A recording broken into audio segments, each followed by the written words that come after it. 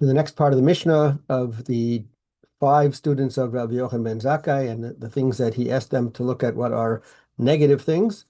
And the fourth one is by Rabbi Shimon. And he had been the one when it came to good things.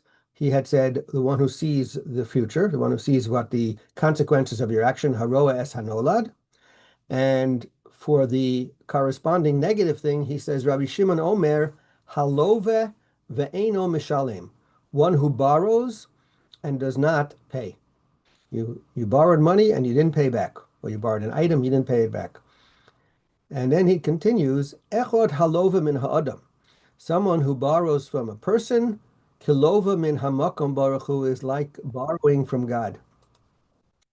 Shenemar, as it says in a verse in Tehillim, Psalms, Love Rasha v'lo yishalem, a person who is a Rasha, a person who's wicked, borrows and does not pay back.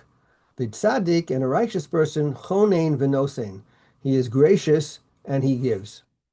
That's the verse that is quoted, connected to borrowing money and not paying back, and sort of like you borrow, you like borrowing from God. Exactly how that works. We'll explain that. And then finally, the last part of the Mishnah, to it today, we'll see. Rabbi Lozer Omer, Rabbi Lozer says, Levra, that it's a bad heart. That is the most negative thing that affects everything. Amalohem, so Rabbi Yochanan ben Zakkai responded to his five students, and he said, Roe ani es divrei Elazar ben Arach mi divreichem. Again, similar to what he said, responding to the good things, he said, I see the statement of Rabbi Lozer about a bad heart as the one that is the best of them all, shebechlal devarav divreichem, because his point about a bad heart, that includes everything. If you have a bad heart, basically, you're in trouble. Okay, so let's go back and look at the idea of borrowing and not paying back, and also the idea of it. If you borrow from a person, it's like you're borrowing from God. How does that all that work? So first of all, in connection to remember, he's the one who had said haroa es hanolad. The good is someone who's able to see the future. You're able to see what's going to happen. If you do something now, how is that going to play out? What consequences will come from your actions? Because if you're able to anticipate to whatever degree you can, that if I do, especially if I do something that's not such a good thing, there's going to be all kinds of negative consequences. I'm going to be careful not to do it, right? Or right. So then the person who sees the future is able to be careful in their behavior. The flip side about borrowing, it doesn't say the person who doesn't see the consequences. So many of the commentators point out, because sometimes what happens is, even when you don't see the consequences of your actions, you know what? Things work out for you. That you didn't realize that if you did such a thing, something bad was going to happen, but somehow you're able to weather the storm and it works out. So not every person's inability to see the consequence of their actions is going to result in a negative thing. Excuse me. However, you borrow money and you're not able to pay back.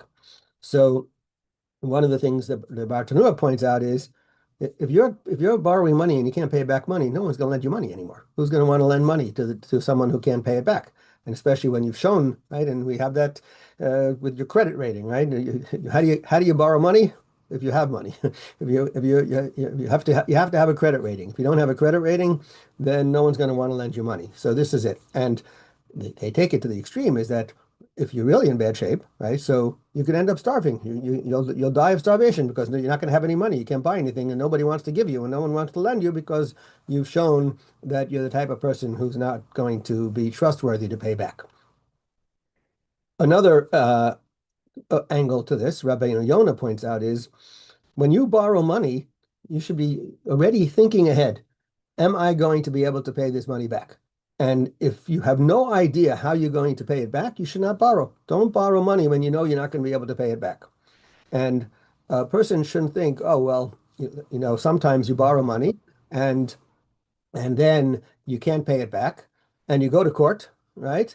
And the court says you owe the guy money, and you say, I have nothing. What can I do? I'm bankrupt. Especially in today's laws, right? We have bankruptcy laws. You somehow or other you're able to get out of your debts because you declare bankruptcy. Bankruptcy is not such a Jewish concept, but even in the time of when you had a bet in, so if a guy couldn't pay, what they're going to do? They say, look, he doesn't have, they can't force him to pay because he doesn't have the money. He doesn't have anything to sell. He doesn't have anything to give. So you may think, okay, I'm off the hook. He says, no, you're still responsible to heaven, meaning God, you're still responsible according to, even if the court says, okay, you don't have to pay, you still have an obligation of that debt. That debt did not really go away. And it's sort of like you owe God. And a person like that is called a rasha. You're wicked. You should have anticipated. You should not be borrowing money that you can't pay back. And if you did borrow the money, you should do everything you can to make sure you give whatever you can to pay back. A person who's righteous, a person who's a tzaddik, only is going to borrow when they know that they're going to be able to repay it.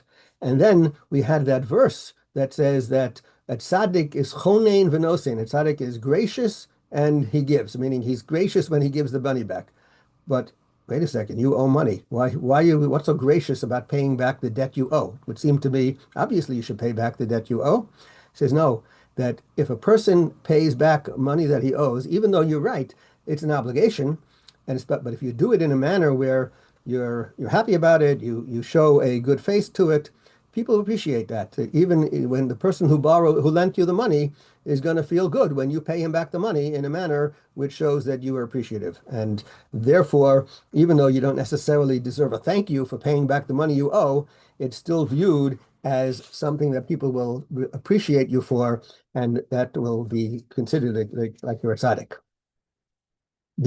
The verse that we quoted actually is questioned in terms of the wording. Let's go to put it back on the board for a second, because it told us lo v'rasha v'lo yishalem, that the wicked person borrows and does not pay back, and the righteous person is chonein v'nosein. But are they both talking about a person or what? Because here it says borrowing from a person is like borrowing from God.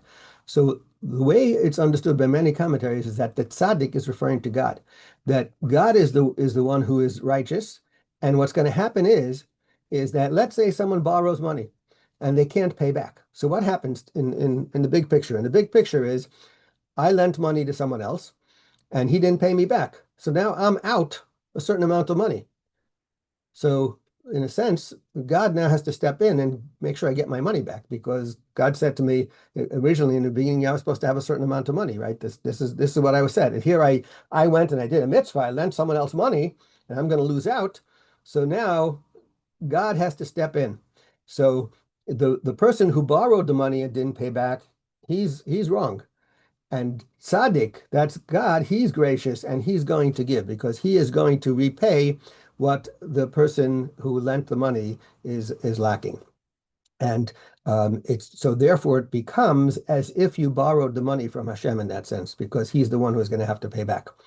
There are others that say that Hashem is the tzaddik, but the chonein, who's chonein, that's the lender. The lender is gracious. The lender is gracious by the fact that he went and he lent the money to someone else who didn't really have it, but he did it anyway. And he gave the person, by the way, when you lend money, we also learned that ideally is similar to when you're giving tzedakah, is you're giving what the other person needs, right? So you've lent to provide the person their needs.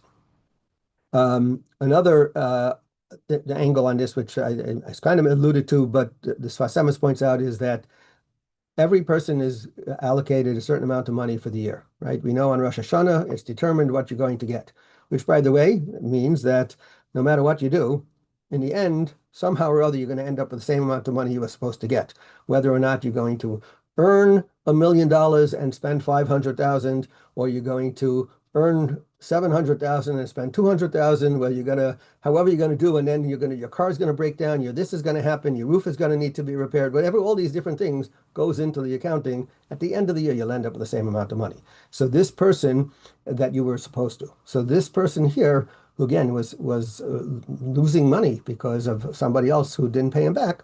So that's what God is stepping in to make to right that wrong, because God had decreed on Rosh Hashanah what should have happened to him. One other angle here is Hashem is referred to Hamakom. We may be familiar with that title of Hashem, Hamakom, the place. It's another name for God, because God is Wherever God is, that's the place. God is everywhere, and therefore, many places, and sometimes in the Mishnah, we refer to God as the Makom, not just as Hashem or some other title that's applied to him. And we will hold it here for today. Have a great day, everyone.